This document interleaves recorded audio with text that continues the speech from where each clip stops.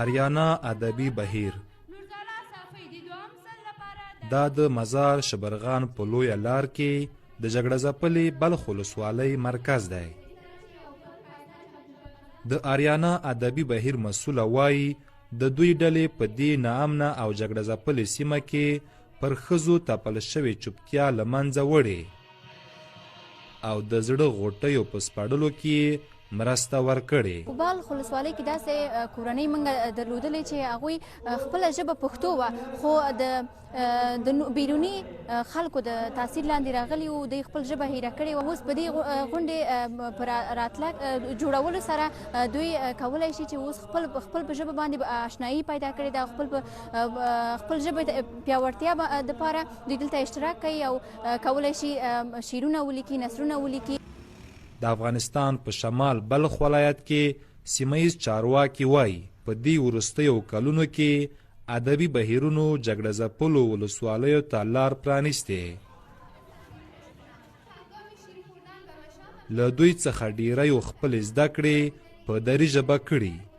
ګڼې نجونې اوس دې ادبي بهیر سره یوځای شوي تر څو د پښتو ژبې لیک او لوست دود زده کړي.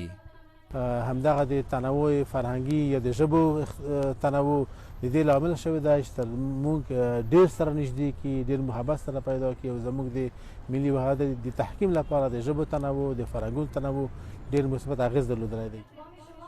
اوس مهال په بلخ کې 15 ادبي او فرهنګي ټولنې فعالیت لري چې ډېری نجونو د شعر او نثر لیکلو هنر د دغو بهیرونو له لارې زده کړی. دلته پښتو لوست، البته نثر او لیک والیو او شعر د شان لیکو او خپله یې وایو.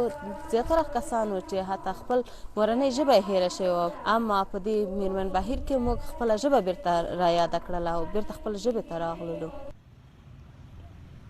په بلخ کې د اطلاعات او فرهنګ اداره وایي په دې ولایت کې د ادبي ټولنو عمر 4 لسیزو ته رسیږي.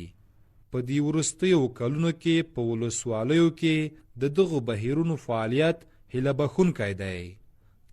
د دري او پښتو ژبو ادبي ټولنو ګډ کار د دې لامل شوی چې په دې ولایت کې هر کال د کتابونو چاپ تر 100 عنوانونو ورسیږي. نجیب الله پاڅون، BBC، مزار شریف.